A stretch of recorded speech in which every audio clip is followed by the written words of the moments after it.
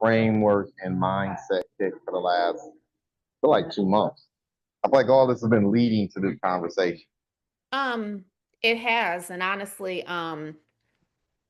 what inspired it really, well, yesterday was part of it, but another conversation, well, you and I had conversations about it previously about different things, there being mutiny on the ship and things of that nature, right?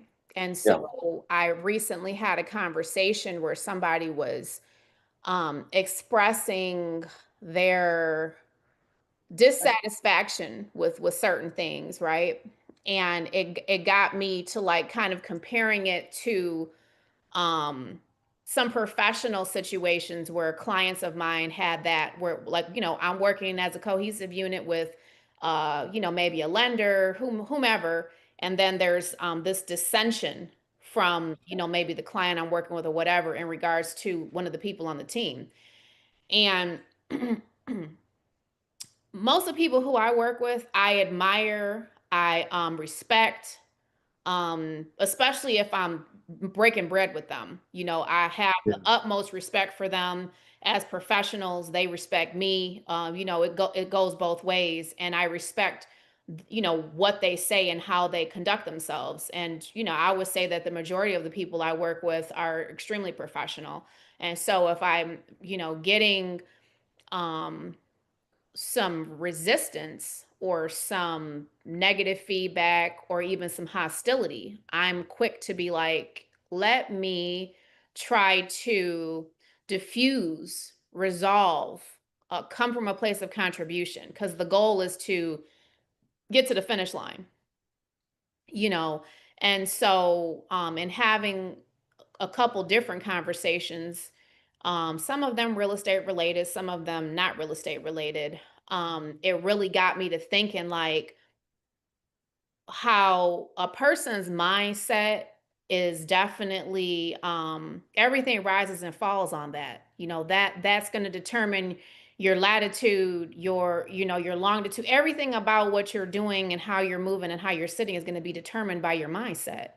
And if your mindset is coming from a place of negativity, hostility, and or prior trauma where you're not able to fully understand or even receive information that's being given to you, that's something that I think this conversation could benefit a lot of people, because I think that some people don't even know that that's what they're dealing with.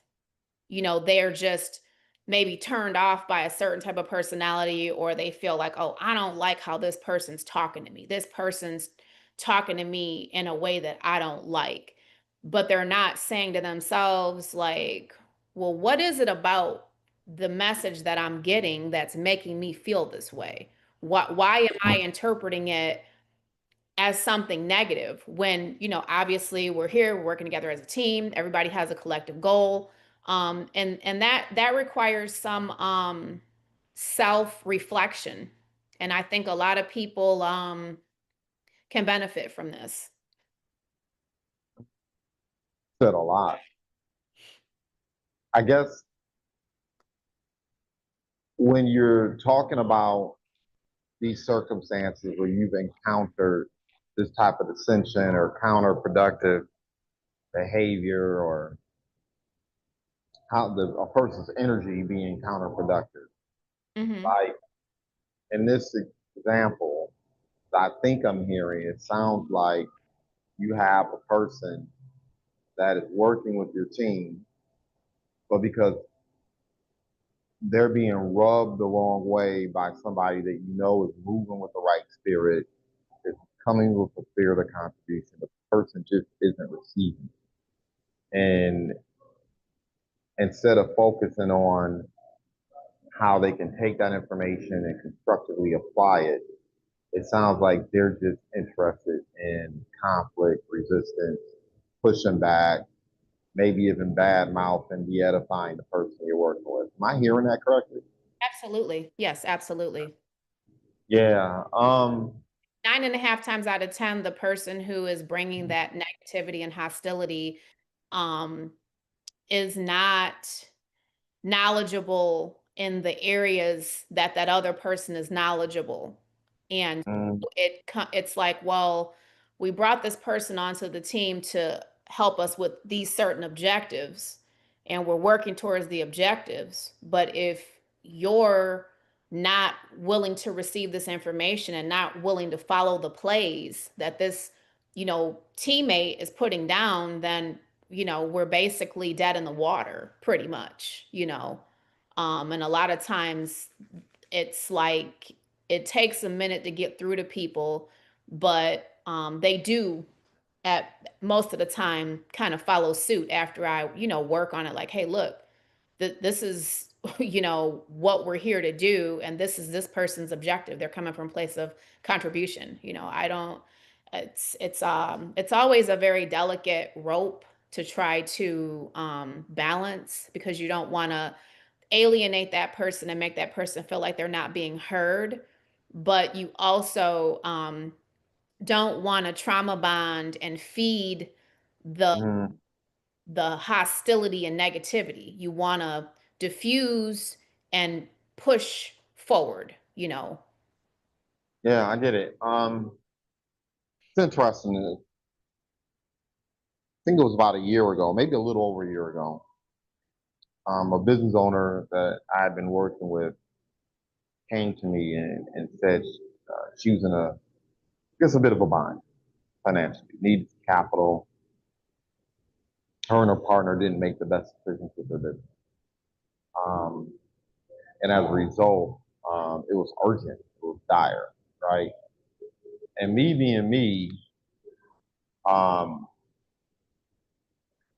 why I acknowledged what was going on, I asked the questions I needed to ask to figure out exactly what the method or what strategy should be to extricate themselves from a really bad situation financially where they were bleeding money. They were earning, but they were bleeding the money just as fast as they were earning. And for me, what I began to ask, I wanted to figure out, okay, because if you come into 100,000 or 200,000, you haven't solved the core issue, then you're going to be right back where you're at again, right? Absolutely. So I Yeah. began asking questions to kind of figure out what's the mindset here, like what are the decisions that led you to this place? Why did you make these decisions? And you know, not to be super harsh, but the reality of the matter is, oftentimes as entrepreneurs and business owners, um, what I have found to be the kiss of death is trying to keep up with the Joneses. That's number one, right? So that's something I've resisted. Like I tell people all the time, you'll never know whether or not I have the money based on what I'm wearing and what I'm driving. You'll never know. Matter of fact, those who watch me close, they'll know that they'll observe that the more laid back I seem to be in terms of my outward appearance, um, I'm probably it's an inverse relationship, right? Hmm. The more I have, the less I spend. So um, that's kind of like my thing. Like I'm not at the stage, and I'm not in a space where it's required that I show up in bling bling.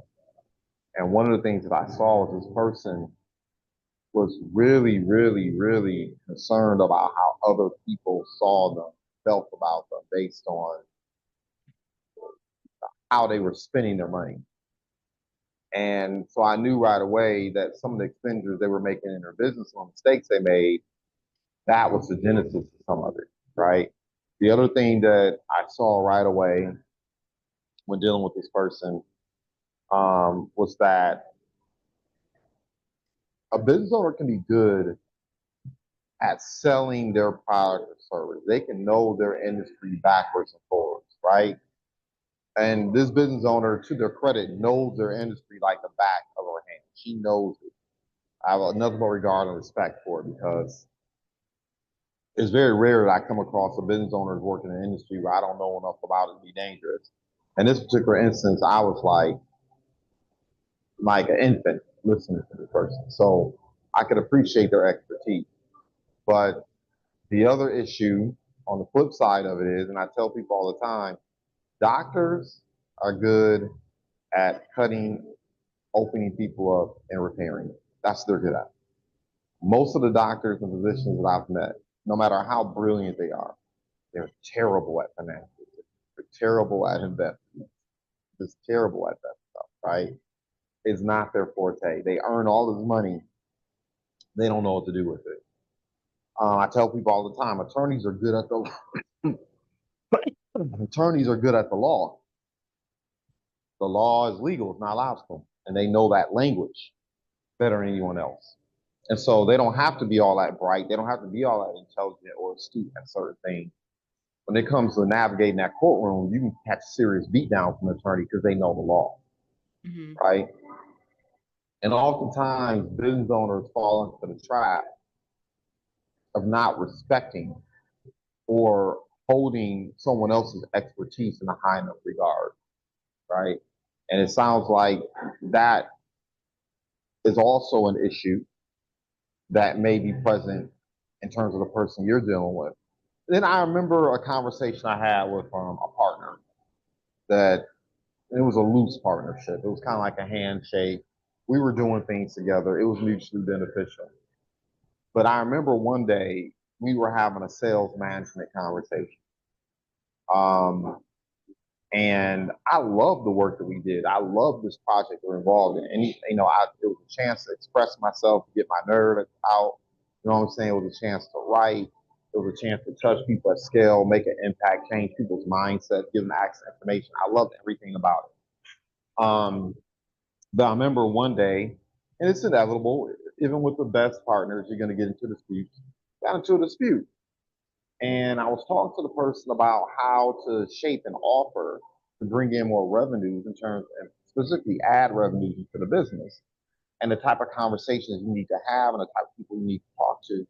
And I remember the person time and time again was just like cutting me off, short circuiting the conversation, sabotaging it. And finally, I said to her, I'm like, look, I've been doing this for over a decade. You drop me in any industry, and my track record says this. You drop me in any industry, once I grasp the value prop, I'm off and running. I'm gonna have success. I always manage to extinguish myself in the top percentile. I haven't always become elite in everything that I've done, but I've always definitely created separation for myself and everyone else. And I was like, you have no sales management experience. Like you have no like you don't have business acting in that type of way. I was like, why are you putting this resistance? And I remember she said to me, she says, look, I don't care about your over a decade experience. I don't care about your achievements, your certificates, your this, your that, your this, that, other. This is the way I feel. And yeah, and right away, it was like, I just politely bowed out. You know what I mean? Like, I didn't make it, which showed was a lot of growth for me because years ago, it'd have been like Mortal Kombat. I'd have been like, oh, really? And it'd have been a battle, right, for power and control over the business. And I just kind of let it go. I walked away from the table. I was like, that's cool. I can't empathize with you. I can't understand what you're saying, but it's just obvious to me that we're here for different things. We're just not on the same page, and Yeah. that's okay. And Yeah. I just, and so, and the person admitted after the fact that it was drama. It was trauma. It was trauma that they were dealing with. Like they knew I was right. They knew this is the direction we were supposed to go. They knew what I was sharing was the optimal approach. But Mhm. because of their trauma with other people who preceded me and their trauma that was going on in their lives personally, they couldn't receive the information correctly from me. And, for me, at this stage of the game, that was very, hell, damn near traumatizing to me because there are people that I work with that I don't like. There are people whom I take coaching from that I don't necessarily like. Like, we're not going to get together at Thanksgiving and Christmas. It's not going to happen. Right. There are people whom I respect the world of them in terms of what they've been able to accomplish. But their modus operandi doesn't sit well with my spirit, right? But I still work with them. I still partner with them periodically. I still work on projects. I still build things with them because at the end of the day, I just don't. I feel like, especially when it comes to men, if I'm dealing with a man that is emotional, that's coming from that place, to me, that person is dangerous because they're not operating out of principle. They're not operating for the good of the whole. It's a very myopic, selfish approach, a lens in terms of looking at the work to be done and the people around you. And it's dangerous because they can hurt a project, they can hurt the clients, they can hurt me, they can hurt themselves, not even knowing it unwittingly. Like, as I'm thinking about all those different scenarios, I'll go back to what I started with. So this lady's having those issues. I introduced her to another professional. Once again, another professional that is highly effective, highly comes from financial service industry like I do.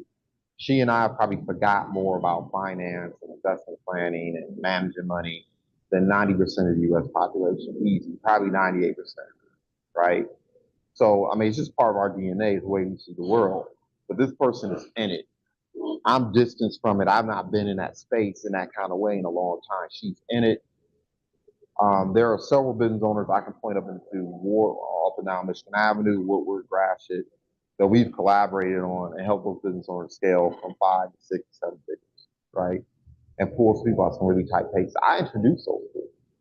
And right away, I started getting phone calls from this person, talking a bad mouth and the individual I introduced, saying, she's not meeting this timeline, not meeting this deadline, not keeping her promises, this, that, and the other.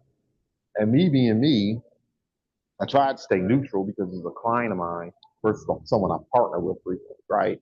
So I had the conversation with the person I partner with frequently, and I didn't share all the salacious stuff that was being said, but I just kind of shared, okay, these are the bottom line issues that are transforming, right?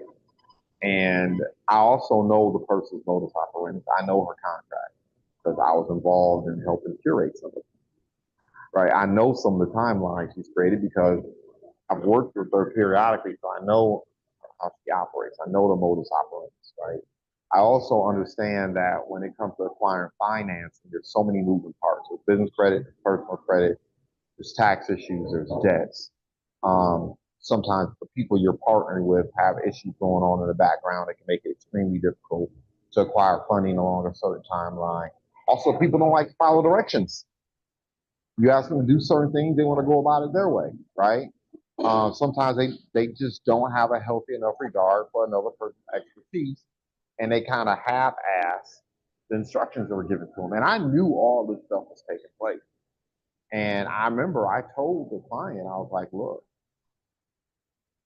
if you think I'm going to blow this person up on your behalf, and I know how effective they are, I've seen their track record. We've worked on projects that they've been a benefit to me and so many other people around me.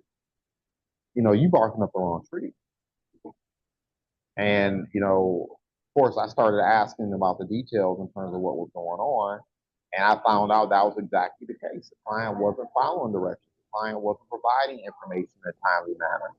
The client, as opposed to taking the approach that was shared with her, she decided she wanted to try to hustle 2 or 3 other things on the side, right? Getting involved in all these other projects. And I was just looking at her like, it was like that danger zone. So what's the danger zone? The moment you start the moment work with you starts contradicting my principles and values, like my core principles and values, you're not my ideal client. I'm gonna let you go. I'm gonna let you go because we can't work together. It's just, it's not right. And I could tell this person's values and core principles were not in alignment, and then she was running up against that. In terms of how you conduct business, like it's so hard to be a successful entrepreneur. Number one, I don't care about your background, complexion. I don't care. It's difficult to be successful over the long term. You can have moments, but it's difficult to be successful over the course of time, like come out years and decades. And then especially in our community, um, and more specifically Black and Brown community, it's exceptionally difficult. We have to deal with the extra BS.com, right? We have to deal with people who can be discriminatory. We have to deal with structural deficits that we may have, right? Access to things that other communities have that we don't have access to, which can cause problems, right? It's so much more involved being successful as a person that's, Black or brown. And so I'm always very, very reluctant to blow up another business owner. Because if they've been in business for more than 5 years, I know the price they paid because I know the price I've paid to be in business for 2 decades, right? And operating entrepreneur space. So There is a price to be paid. Absolutely. yeah, I'm slow to blow them up. And we ended up helping the person out, but I did have to have that conversation. Like, you're operating real short term, you're being very myopic. It's real easy to think that it's just about you. And to behave or not care or be callous about how your behavior, how you're moving, the conversations you're having, your approach is problematic because, you're being self-centered, you're thinking about your needs and wants. It's like the person that comes into the restaurant and doesn't want to be seated by the host. They just want to seat wherever they want to sit. Well, you don't know whether or not that table's been reserved. You don't know whether or not that waiter that was working that section is in the middle of a break or whether or not they're waiting to change shifts. You don't know. You don't know whether or not the restaurant owner has decided to shut down that section of the restaurant because the traffic slows down at that time. But you want to insist on having it your way. And all you're going to do is create a worse situation. Number one, you're not going to get the customer service you expect because if the person isn't available to serve you, that means you're going to be sitting there 15, 30 minutes and you're going to have a bad experience. If that part of the restaurant is shut down or they shut down certain parts of the menu or the kitchen, then they got to fire up the oven and a whole bunch of other things need to transpire in order for them to serve that section or serve that dish or serve that thing that you want, right? Which once again may end up being the quality of the food. The quality of service is going to suffer. So you're going to be upset. You're going to be angry about that, right? Sometimes when you are the customer or the client of someone, you need to understand that they've been in business for an extended period of time. Their modus operandus and their systems and their approach are ultimately designed to give you the best outcome, right? And part of me is thinking that I don't know. I've just gotten to the point where when I come across that, I am very quick to fire a customer. I'm very quick to walk them and say, you know what, we wanted to help you out, but this ain't gonna work out. Especially, right? If you're moving and operating in such a way that is making it more difficult to serve you. Maybe you're just not there yet. Maybe, there's some maturation you take, but maybe you need to bump your head. Maybe you need a little bit more pain. You need to feel the pain more acutely, right? Or quite frankly, you need to go out there and get a $5 haircut. Maybe you need to be messed over a couple times so you can understand what good looks like, right? I mean, I don't know. Those are some of the things that I'm thinking about while I'm listening to you. Because it's interesting. It's different when you're talking about these issues when you're doing for partners, or if you're having conflict with someone that you're in business with, versus when you are having that type of conflict with a client or somebody that you're serving. Like that's such a different dynamic. So my initial response is number one, take ultimate accountability. That's the first thing I do.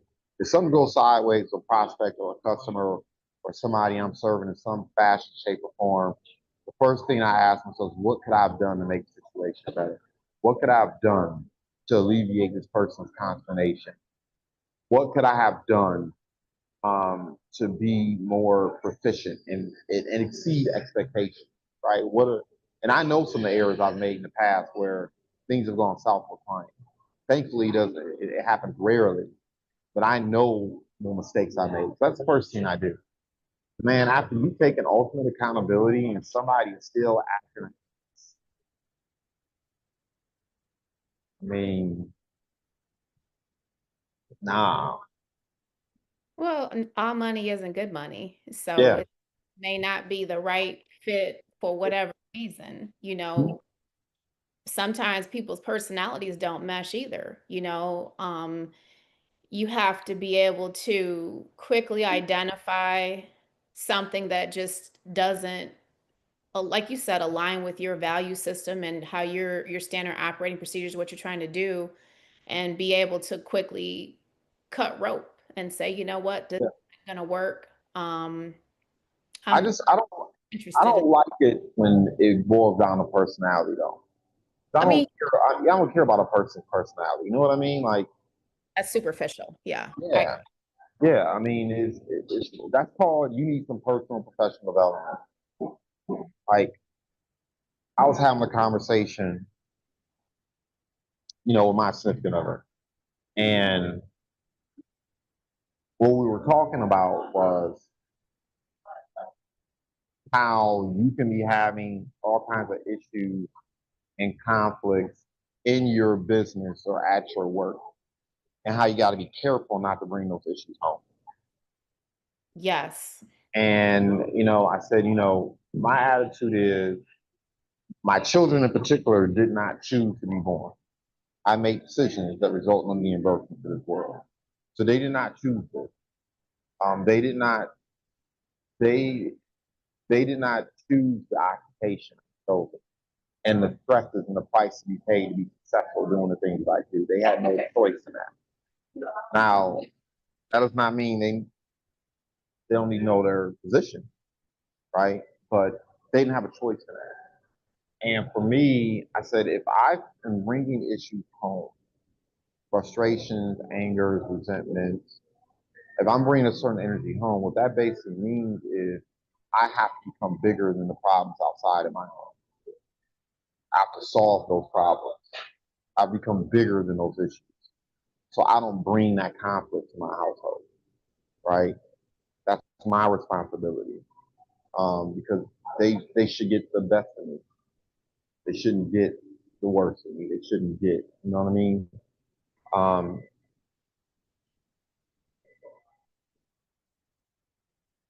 I don't know. I'm just thinking, like I said, I can see the people's faces whom I just don't vibe with. I don't like the personality, but I would never detonate a deal or detonate the bag, mess up the bag, fumble the bag um, over a person's personality alone. It's just like, okay, these are the conditions I'm going to work with you. These are the things you're effectively good at. I'm going to give you the space to do what you need to do. Like, I don't know, like, as you can tell, I bristle whenever I hear someone hating on someone just because they don't like their personality. Like, I bristle because you don't know what that person's going through. You don't know what issues, demons, traumas, whatever it is, they're dealing with, right? And as long as their behavior, never mind their personality, as long as their behavior is not problematic, that person has value, right? I don't know. I'm listening to you, and that's what I'm thinking about.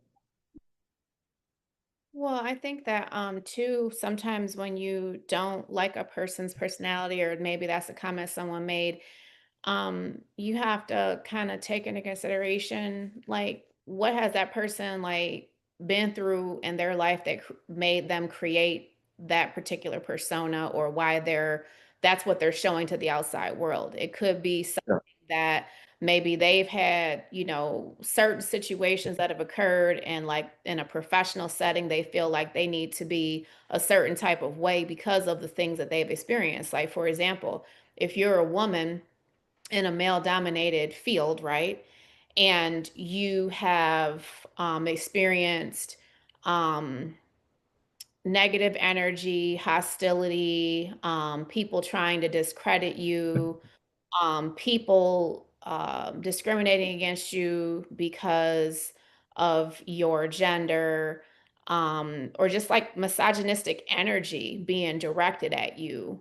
You, you putting myself in that situation, move a certain way and look at things a certain way. Like if you're going on a job site, you're like, all right, let me throw on my uniform so people know like I'm here for business. It's there, I'm not here for any other purpose.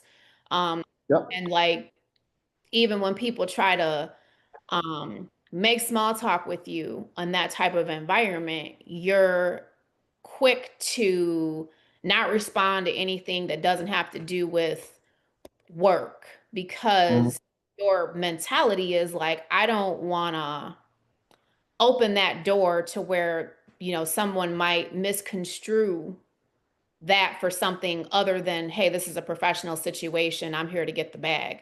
And so, having those kind of experiences myself, I feel like someone looking, outsider looking in could be like, oh man, like she's dry, she doesn't have no personality, or she's not approachable, or she's not personable. It's not any of those things. It's just mainly being aware of how in that particular environment things can get misconstrued, or someone could mistake you being cordial and nice as something that it's not. And so you're Yep. very aware of those things. And, like you said, to the outsider, they might be like, well, I don't like her personality because she's not personable. Not knowing that this person has been through 10 years of, people trying to discredit you, people trying to sabotage your projects, people trying to steal money from you, steal materials from you. People who you've collaborated with, like just straight up, like taking the dagger and like twisting it, you know. Um, and I'm laughing about it, but there's nothing funny about it. You know what I mean? Mhm. Those are situations that I have, experienced in a professional setting, where that kind of stuff happened. And as a result, there's certain type of projects that I won't take on, certain type of situations where I'm like, not for the kid. Thanks, but no thanks. Yep. So on and so forth. And it's all based off of perfect experiences in that field with at the hands of other people. And some of the stuff is just downright diabolical, where you're just like, Mhm. like this right here is crazy. This Mhm. crazy work right here. Like what's really going on? Like, do I remind you of someone who um victimized you? Like what is this? Yeah. You- um, Yeah. and I'm quite sure it's not just me. I'm quite sure it's happened to a lot of people. Like, you've talked about um hostility being thrown at you, and like we say, with the only pepper or cinnamon in the room, and you're getting these vibes, and you're like, oh wow, this is special, you Yeah. know par for the course, of course, because this is the business that we've chosen. So Yep. well, anything that I just described, I'm not taking none of that stuff personal. I'm just, sharing the experience, and, saying, hey, it didn't go unnoticed, but I'm still here. And I just use those experiences to guide me. And I know what to do, and most importantly, I know what not to do. Because like Yeah. taking accountability um for yourself, like sometimes you have to replay the situation and be like, okay, well, I probably shouldn't have allowed this, or I probably should have nipped this in the bud as soon as I seen it as a potential issue. Um, because sometimes when you let stuff ride and you're like, okay, yeah, whatever, I'm just going to blow it off, I'm going to blow it off, that sends the wrong message too. Sometimes you do have to um, address things and have to have those uncomfortable conversations with people. Mhm. You It's know, it, it's a balancing act. It's now we're getting to the art of it, Mhm. right? We're getting to the art of it. Man, you said a lot there. I think when you're an entrepreneur and a business owner, one of the most important lessons I know I've learned is the difference between being right and being effective. I don't always have to be right, as long as I'm effective, as long as I get it done. Like I don't have to win every argument. I don't have to win every conflict, right? Um, you'll get so bogged down with that stuff that you'll lose the war because you're trying to win every battle, right? I've learned that as long majority of the time, like I said, as long as it doesn't run up against my principles and values, um, that it's important to be flexible. It's important to be flexible, especially when you're building business relationships with other people and take the time to understand other people's things. You know, I'm thinking about something in an interview. I think it was on TikTok, and Jay-Z was talking about this. I can't remember exactly who was interviewing him, but he was talking about how, and I experience this a lot on the block myself, right? You'll be walking by a group of people or talking to a group of people, interacting with someone, and it's like they'll get upset that you looked at them, or they'll get upset because you showed up a certain type of way, and they'll throw up this bravado, right? All of a sudden they want to get hostile. And I experienced that a lot growing up. And so what he shared, immediately resonated with me. He said, one of the most important lessons he learned was, oh, this isn't personal. Like, you're not mad at me. You're mad because I see you. You're mad because you're afraid I see your trauma. I see your insecurity. I see the issues. I see your anger. And it upsets because you're aware that I see that the bravado is just subterfuge. It's just cover for all the pain and anger and frustration and lack that you have in your life, right? Um, and that's why you're upset that I see you. That I'm looking at you. That I know, and that my presence and the fact that I have achieved, I have done these things is so upsetting because it illuminates, it highlights what you are, right? Um, man, I that's something you have to contend with all the time. Something you have to contend with all the time. There's a lot of clients that I deal with like that. Like I show up a certain type of way because they really knew how intelligent I am. If they really knew how much wisdom I have, they really knew how capable I was, they wouldn't do business because it would offend their sensibility. So sometimes I do play the game where I just kind of sit back and I smile and I let them think they're in control. I let them think I don't know anything. I just let them do their thing, right? Um, human nature, man, and people's mindsets, frameworks, and insecurity. Like what you did was basically decide that I'm not going to try to be right. I'm going to try to be effective, right? I deal with that all the time when I'm dealing with business owners who are lighter skinned fellow citizens here in the United States. I Mhm. deal with that all the time. And people want to get mad. Well, I should be able to do this, and I should do that, and I should be able to do this, and show up this kind of way. It's like, yeah, you should. You're right. I'm not interested. I want to be effective, right? If I have to come in jeans and a t-shirt, looking a little bit downtrodden, looking never dusty, but you know, if I have to walk into a space and not look like money, um, to get the deal, make a person feel comfortable around me, so I don't inflame whatever concerns or issues they have, and so be it. That's what I'm going to do.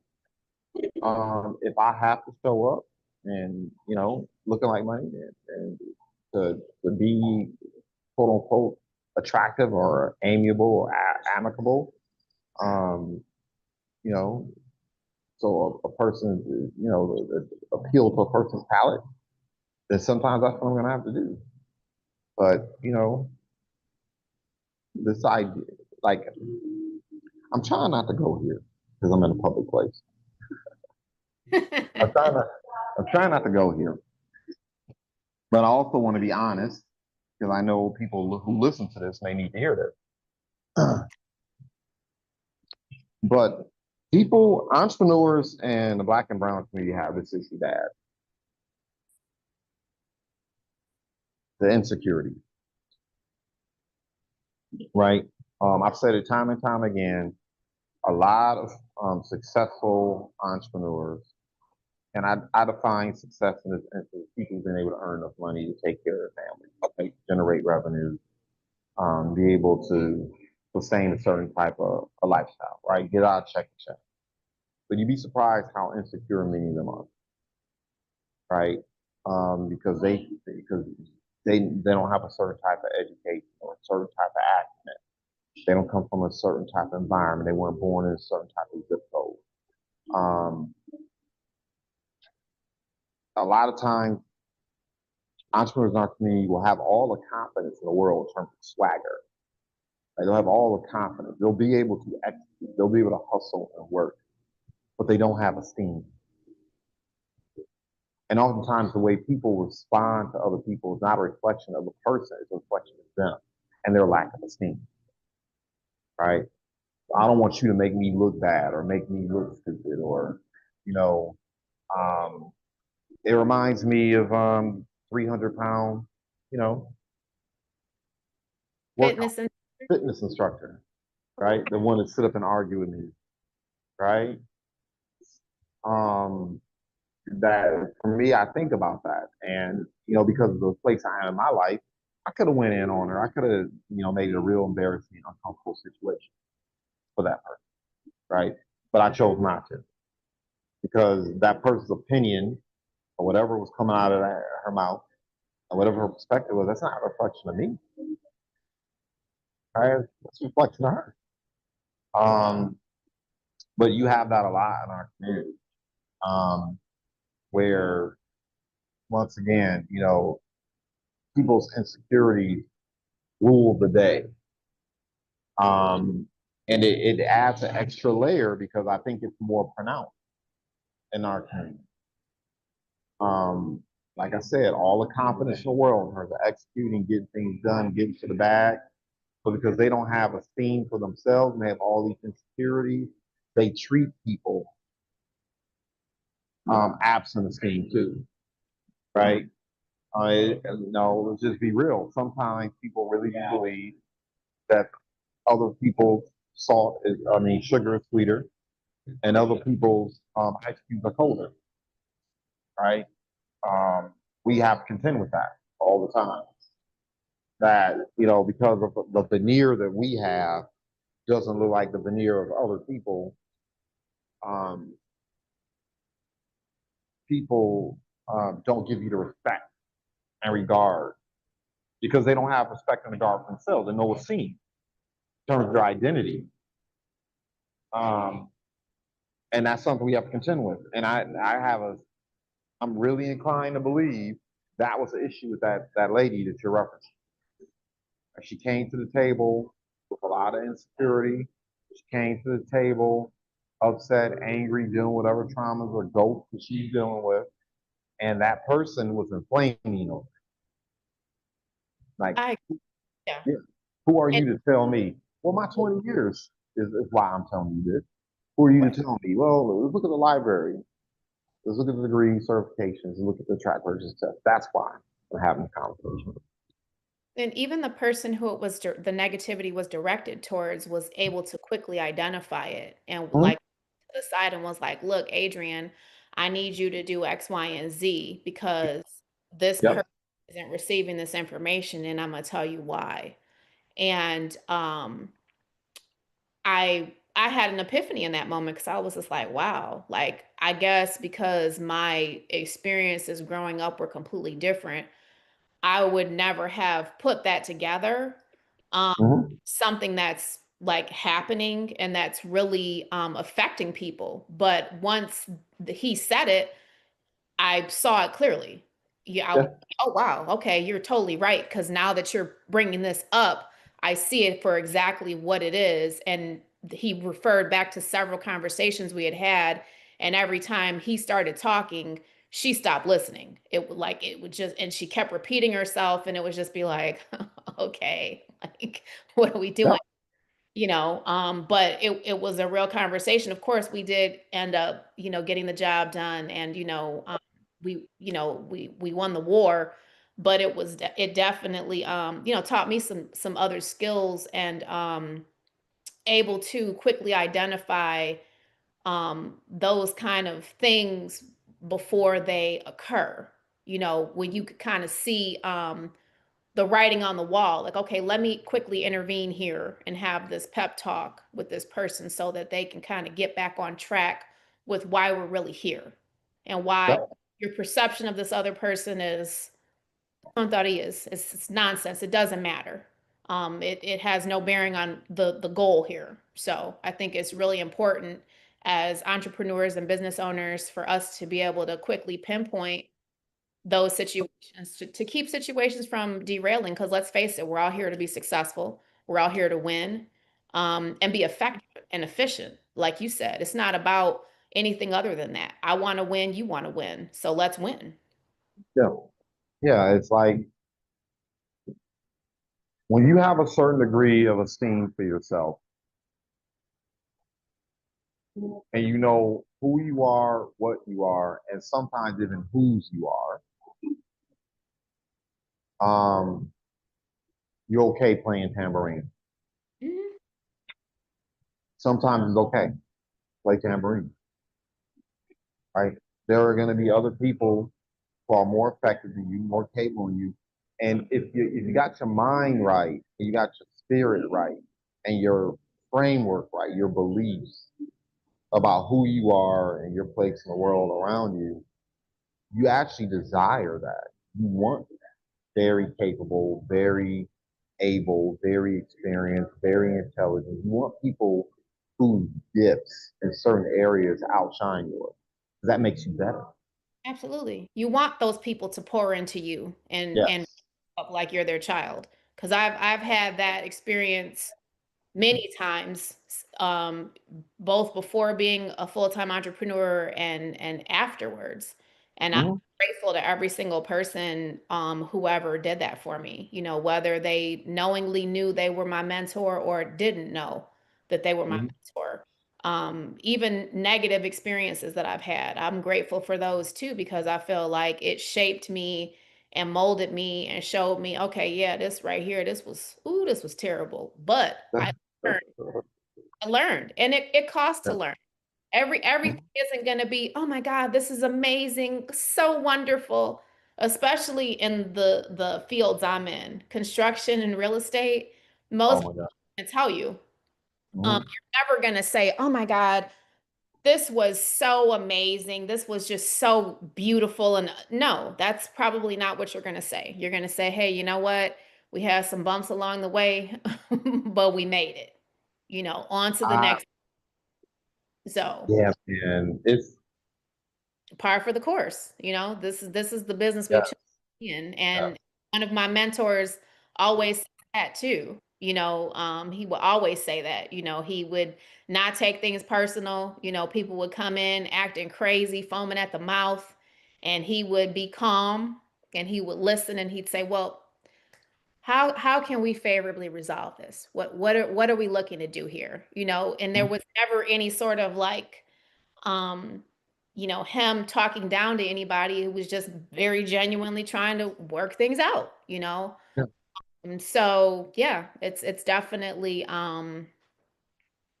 it's a mixed bag, and it's always something to talk about, and always something that you can learn and grow from in this industry and in this business and dealing with all these different personalities and scenarios and situations that unfold on a daily basis.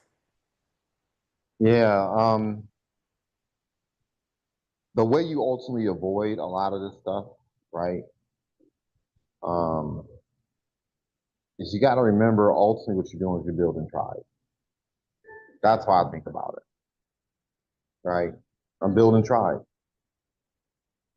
and tribes have values, principles, rules of engagement. We call them standard operating procedures, but that's what they are, right? Common understanding, um, getting on the same page in terms of what the end game is or end goal, right? That's how you build tribe. Hmm. Um, and you're gonna have some people on the outskirts of the tribe that doing whatever it is that they do. Um, but you're trying to looking to build that core tribe, and that when it comes to the type of clients you deal with, when it deals with the type of partners you deal with, mentors and coaches you deal with, when you can get to a point where you define what tribe or who your tribe is, you will avoid a lot of this stuff. Um, yeah, it just it eliminates a lot of the type of conflicts we've been talking about today. Um, eliminates a lot of it. I think that's one of the most difficult things for entrepreneurs to do. And ultimately, the other thing too is be successful. So you can choose. Be successful so you can choose.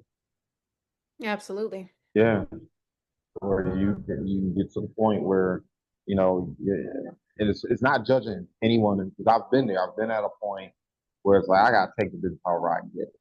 I know this person is effed up, but I got $100. I get it. Like I don't want anyone ever misconstrue and think that um, if you're at that place, anyone's looking down on you because any entrepreneur is being honest, unless you were born on third base. Um, if you had to get out the dirt, we've all been there where we've dealt with unsavory people because we just had to do what we need to earn the revenue we need to earn, right? We got in bed with some wrong. We've all learned that lesson the hard way. Mhm. But the sooner you can get on the other side of the fence, man, it's so much more peaceful. Peaceful and beneficial and more Yeah. profitable when you're Yeah. able to really, identify those situations that are just not aligning with your value system or what your goals are. You're able to quickly like, okay, nope, gotta pivot next. Something I've been thinking about doing that I've gotten away from is it's time for me to take another personality test, like one of those Myers Briggs tests.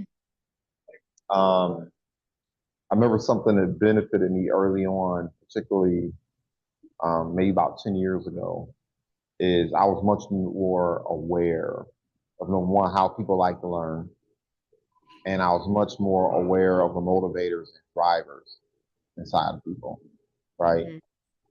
Oversimplification is, you have people who want to be influential, right? They want to be out front. They want to be the man or be the woman or be the boss, right? And those type of people typically don't they don't fare well if they can't be out front. If they can't get the recognition. And it's good because those people also tend to be ambitious. But it's problematic too because sometimes those people will take shortcuts. And then if they can't be out front or leading the thing or controlling the thing, um, they'll abandon it or even sabotage it. About to say that or sabotage it. Yeah. Yes. Then Yes. you have people who are And that's um, within itself. That's very dangerous. Yeah. yeah, gotta watch them. Then you have people who are, they just want everybody to get along. Mm-hmm. They want everybody to love each other. It's like, yeah, I know this person did this, but you know, we're all people and gotta empathize with them. And they just want people to have warm, fuzzy feelings towards each other. They just want stability and community and camaraderie. And they want everybody, regardless of whether they're contributing or not, or if they're problematic or not, they just,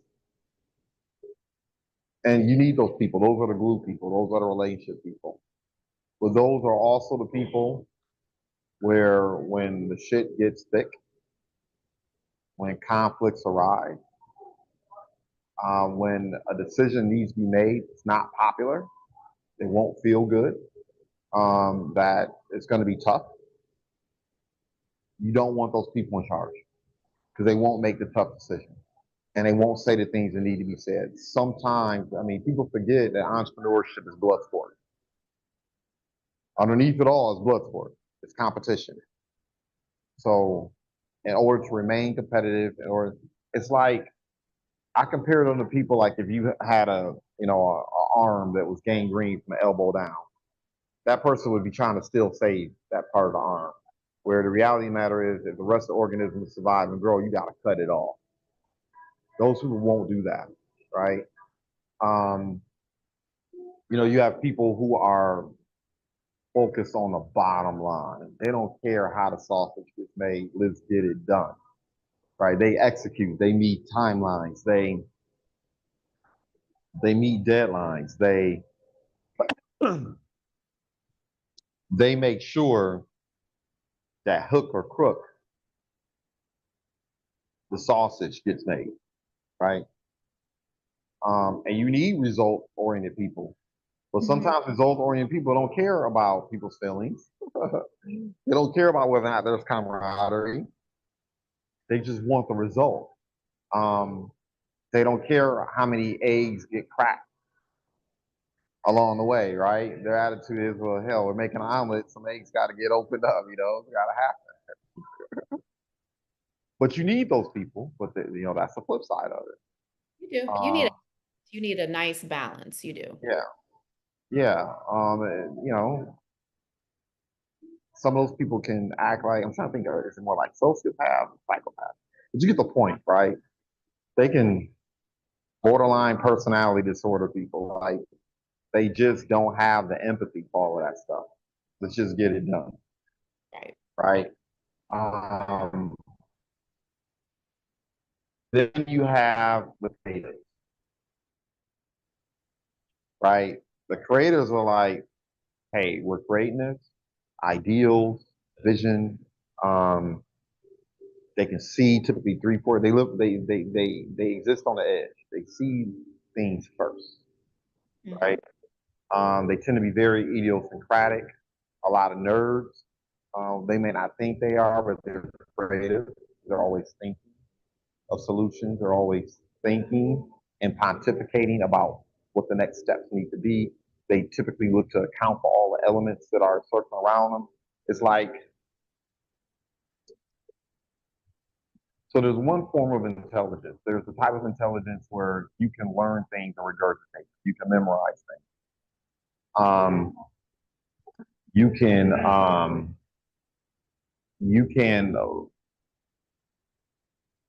grasp a business model and execute, right? And make things happen. That is a form of intelligence, right? But there's another form of intelligence where you can take different pieces of information and aggregate and encapsulate and figure out where it all goes, where it all fits, and create something novel or new, right? Um, Creatives can also take you off track. It becomes so committed to the vision, not realizing that no, man, you're climbing a ladder, and I know what you envision, what you think's gonna happen. I get it. Your heart's in it, but you're climbing a ladder to a building, and when you get to the top, you might not like what you're gonna see, Right. right? sometimes creatives are not necessarily, on the flip side of it, sometimes creatives are not necessarily grounded in the reality of a situation. They can be blindsided because you're so committed to your vision, you're so committed to the creative energy, you're so committed to the thing, you don't even realize that you're surrounded by adversaries and they are sticking daggers in your behind. You know what I mean? Like you haven't done the work to bring a lot of people along with you, right? Right. Um, and creatives can kind of be like influencers in the sense that the moment you disrupt the project, the moment they fall out of love with the project, they may jump ship. It's just a creative typically is not going to do damage on the way out. You're just going to look up one day and they're gone, Hmm. right? They typically don't have the bandwidth and energy to damage people on the way out. They just bounce. You're like, what the hell just happened here? Yeah, they're just no longer around. Yeah, there's no around it. Like on to the next creative project and endeavor. Right.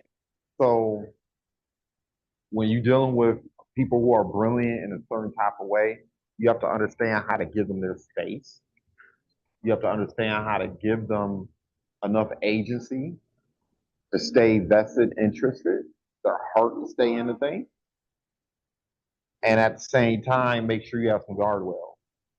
Right. You gotta have some guardrails to prevent them from veering too far off, right? Um, I like a lot of those personality tests and things like that because not only does it give you insight into how you behave and act, but it'll help you better understand how to deal with people who may be dealing with trauma, issues, conflicts, et cetera, what motivates them, how to understand them. That partner you worked with, I know is an older person. They're not a green pea because it took a lot of maturity and experience and understanding people to grasp what was going on at the table, remove themselves from the situation, and say, you know what, let me go about this a different way. Let me introduce another element. Let me empower somebody else to get the ball over the finish line. Right? Absolutely. Yeah. It's somebody that And both like and trust too, so. yeah. Mhm. Well, I do need to Mhm. wrap up, and I'm sure you do too, because I have a lot of stuff, and I know you do too. Yeah. Yeah. You know what it is? Yep. I tell people all the day. Somebody said, well, why should I listen to your podcast? Why should I listen to you and your partner? And I said, because we're entrepreneurs. That we're not podcasts. That we build things, we do things, we're growing things out here Well, executing. not only are we entrepreneurs, but we're serial entrepreneurs. And That's yes, yes. and both have longevity. So, and I don't know, I guess when someone said that, I probably would feel like, oh, well, don't listen to it if you don't feel like it would have value for you. But I mean, obviously, if you have a desire to be an entrepreneur, But then some people don't know better, like because sometimes it's hard to discern because of technology and now AI and all these other tools. People can dress themselves up as certain types of things, right? And I think ideally for our listeners and people who pay attention to the content that we create, understand we're not creating content. We're sharing with you what we do and experiences, the what we, challenges, yeah, and what there's we social, overcome. Like, give you a real yeah, blueprint. there's Yeah. social as well. I mean, if you're looking at something and you want to, figure something out, you can always do your own research on something. There's plenty of Yeah. social about all the things that we discuss here. Yeah. If you take the time to, edify yourself, educate yourself, and do the research, you'll Mhm. see social evidence is definitely there. Yeah. Yeah. If only people actually did something called research, right? Right. It reminds me of a conflict. I'm gonna let you go. It reminds me of a conflict I had with someone over a year ago, and I I will never ever have respect for it. I don't know. Maybe I need some more personal professional development. But I remember this knucklehead sat in front of me and said, "I researched you." And Yeah, hey, right. I just looked at him and said, "Oh, you did." So that right. dude. So if you research, you know this conflict you're getting ready to start with me. You know what I'm about to do to you, right? You know what's about to happen if you so-called did your research. You know what my response is going to be to the stimulus that you're presenting to me.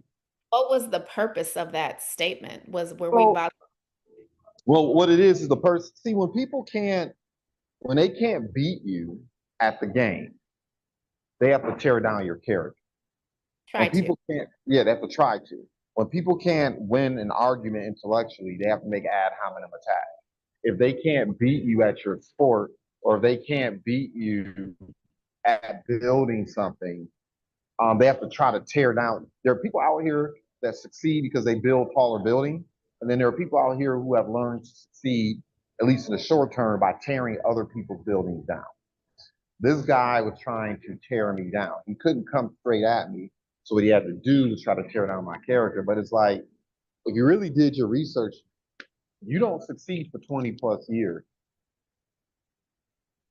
without backbone Mhm. and without a good value prop. You don't succeed in anything.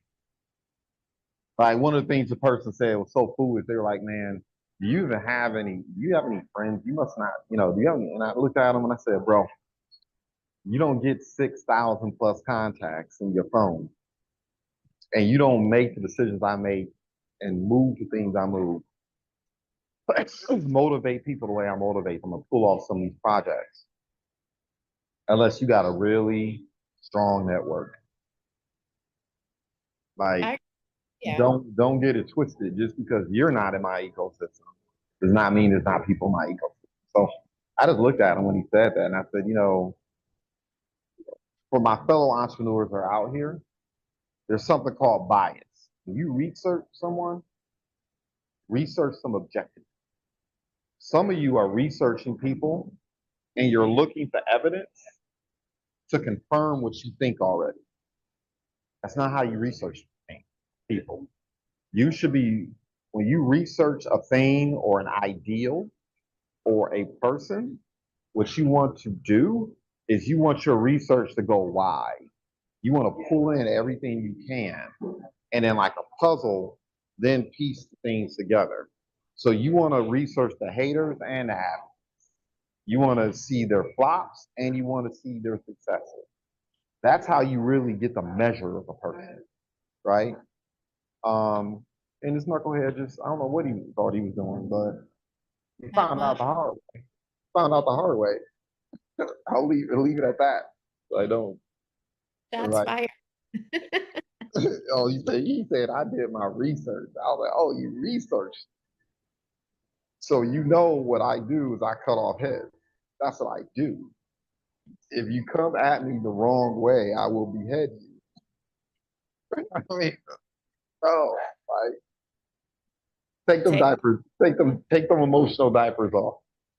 It takes all kinds. It takes all Yeah, I'm sorry, I just had to go there. What you just said just was a real trigger. It was entertaining to me, It's cool, and I, paraphrase. yeah, you gotta. The one most important lesson I've learned, and you've actually helped me with this too, indirectly, is I've learned. I'm serious, but I don't take myself as seriously as I used to. Mhm. I've learned to be easy with myself and kind of just laugh, like, this stuff happened. Right. God willing, with all the medicine and technology, I'm going to live another 50 years. I'm not going to let this one conflict or this one bad moment or this one hiccup color the next 50 years, right? So it's never as deep as you think it is. Things are never as bad as you think they are, and they're never as good as they think they are. Don't take it so seriously all the time. So you're looking real nice. I know you about to get out here and conduct some business. About to. Do I have to give access to a buyer to one of my listings? I actually had a couple of appointments that fell through early today.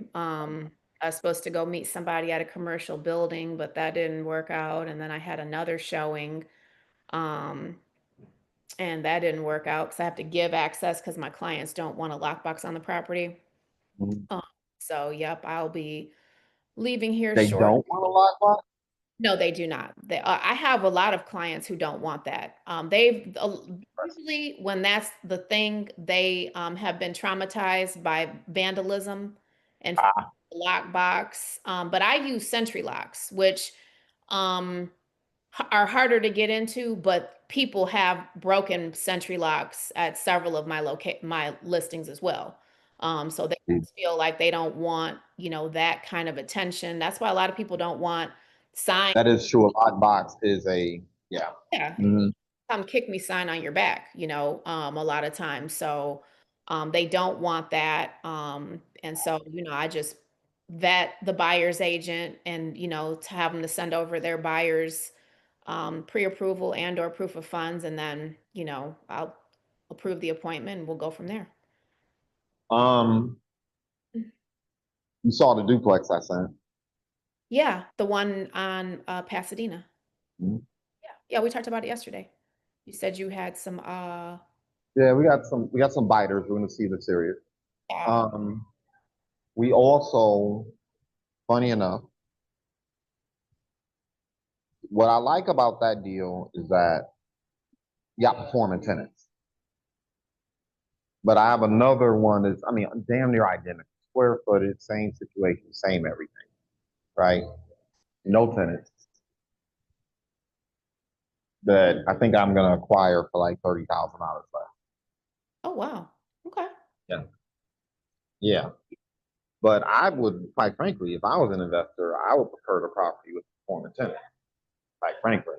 Me too. And you know why? Because if I've got a performing tenant in there and one unit is vacant or even whatever, I can work around that tenant if I want to do renovations, whatever, do it little by little. I think a lot of people don't realize the dangers of having a completely vacant property. Mm, I don't that- realize the dangers. Even if like, let's say I have a duplex and I've got one tenant in one of the units, perfect. Renovate the other unit, get, a performing tenant in there, and then worry about the other unit. yeah. But have two units that are vacant, that's when you could run afoul. In so So, many different ways. absolutely. And I mean, That we've that seen it happen. So, yeah, that cash flow is like invaluable. It's oh, invaluable. Okay. it's going to help you with what you're trying to do, and you're Yes. already and on the dotted line, you're already making money that day. You already have money in the bank that day. You've got the security Yes. deposit on your closing disclosures, and you have the money coming in monthly for that. So it's a win-win, you know? Yeah. So, Well, go out there and crush it. I'm gonna wrestle with myself today. What I need to do, maintain sanity, and get out here and make it happen. This conversation could have went so many different ways, but we'll continue it. We'll come okay. up. All right. Sounds good. Thanks so much. Thank you. Bye-bye. All right.